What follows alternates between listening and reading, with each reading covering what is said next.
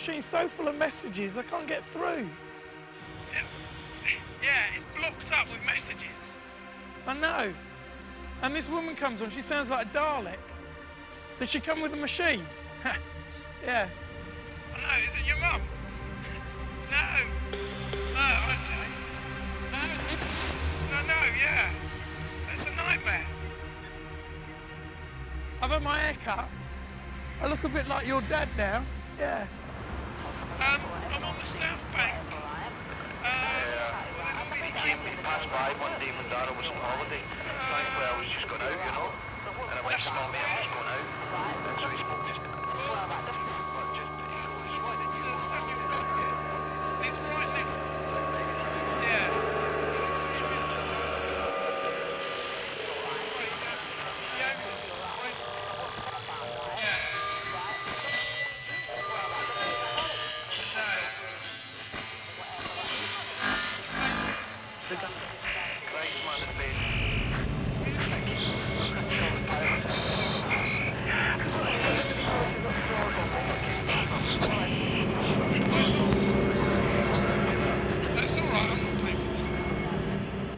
Essentially, I mean, what we're seeing here is a big aerial. It's that kind of thing where they say size doesn't matter, and you know, maybe it does sometimes.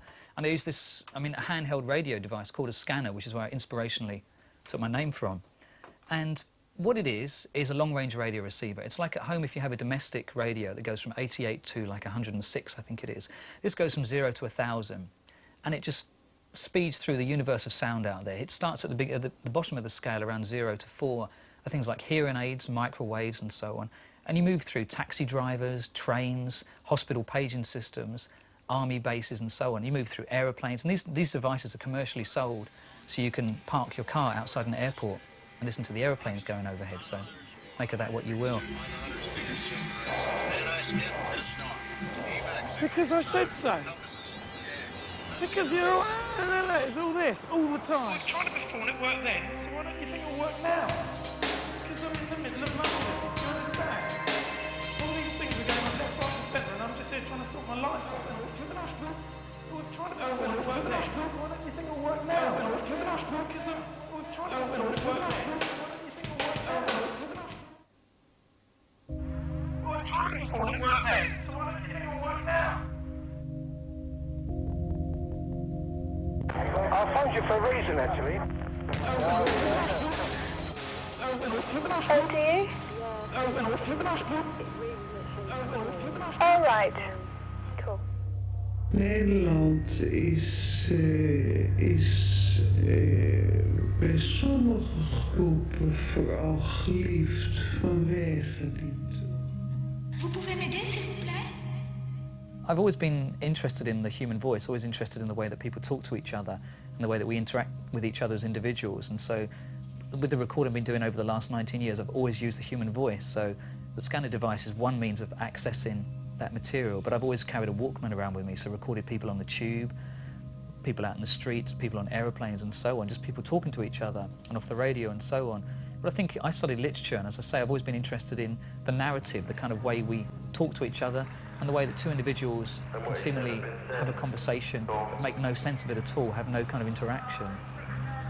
Vous pouvez me dire où je dois descendre? Why? That's funny. Yeah, but she's all right. She's okay. Yeah, it must have to. Can't imagine what it would be like if it was a child. On peut boire l'eau du It's robinet? horrendous. All these things are going on left, right and centre, and I'm just here to sort my Thank life. you. Me too. All right then. Thanks, Liz. Bye bye. It's quite clear. I'm a lodger.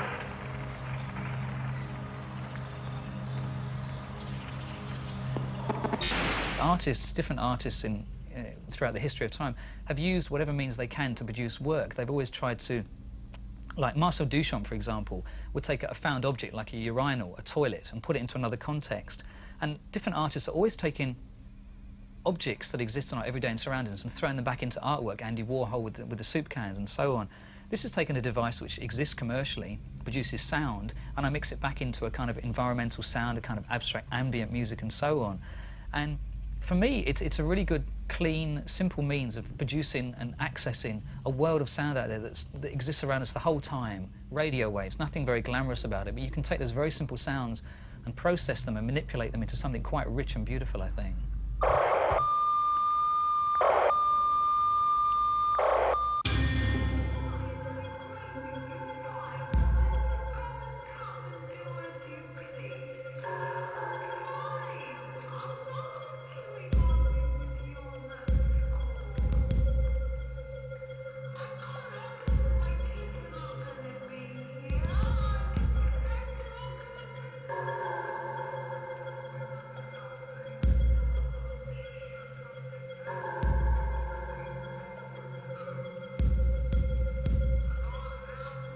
And what I do is make the sound move by using the sampler and just phasing it. Take it out. I can mix in a voice then. And then I'm introducing these strings to give it a kind of melancholy lilt to it.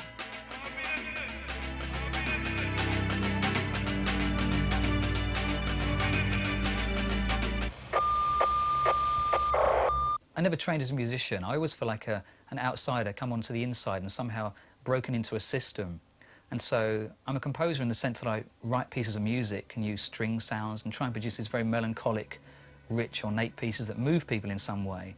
At the same time, I think I'm a kind of, I'd say I'm an artist, a kind of entrepreneur that moves between the different genres, because I work with sound, but I also work with voices, I work with literature and work with text and so on. So if I call myself a composer, maybe it limits the parameters just slightly for me. Don't worry about it. Don't, I'm fine. It's an invasion of privacy in some sense, but I have a certain morality. My morality stops and starts at a certain point. Stressful. I've always thought that if people don't actually enjoy the stuff I do, they maybe like the ideas or hear with me speaking and maybe can appreciate some of the concepts I'm talking about. And I've always been very much an ideas-based person. The work I've liked by other artists, be they visual artists or writers or musicians, has always been from an ideas basis. Whether at the end of the day I like the work or appreciate it or enjoy it, it's another sort of matter, I think. Right, listen, I just had this strangest fucking call from Bonesy saying that he's got the keys for Nottingham Place. Jane can't find a girl. She's given him the keys and said sort out a girl. And he goes, oh, you're a take out.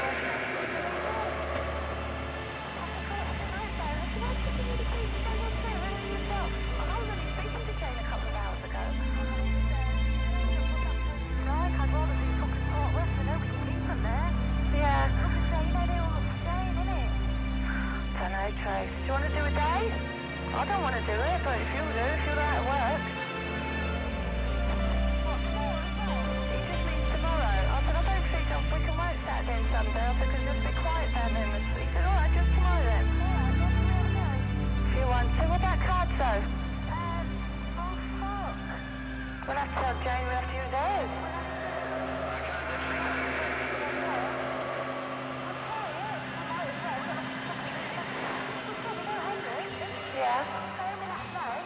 What really warms my heart is hearing people have conversations sometimes saying things like, I love you, now you put the phone down, now you put the phone down. And there's a point which you can really empathise with. There's a point where you realise that whether you admit it or not, you've been in that situation, you know, and I think that's a really important element to remember, that no matter how famous you are or how ordinary you feel, we are all essentially just human beings in exactly the same situations.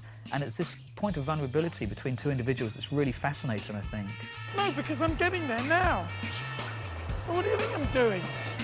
You're so stupid. What's the point of that? My work relates to the area I'm in. I live in London, so I produce kind of urban soundtracks, a kind of urban myth, you know, an urban mythological approach to like the kind of sound that surrounds me. And so when I travel abroad, if I'm in New York, the work I do there is a kind of map of that local area, it's that kind of city. So I'm using the dialect, not only of individuals speaking to each other, as in human voices, but also the sound of like street, you know, the things when you cross the road, those kind of dit-dit-dit-dit-dit, the green man. They all have different sounds all over the world, all over Europe and America. I like to use the sound, you know, police cars make different noises in every city and so on. And that's a dialect that you forget sometimes or fail to remember that is individual to each territory you're in.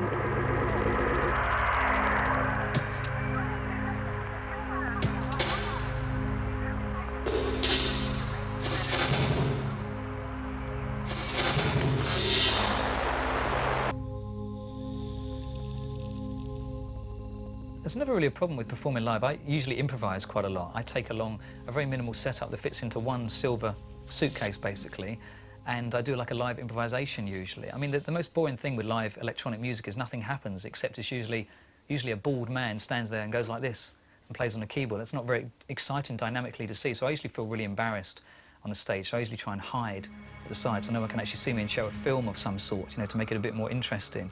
But I like the chance factor, the random factor of performing live. You never know what you're going to pick up. You never know how a voice or a particular sound might change the way you structure a set and so on.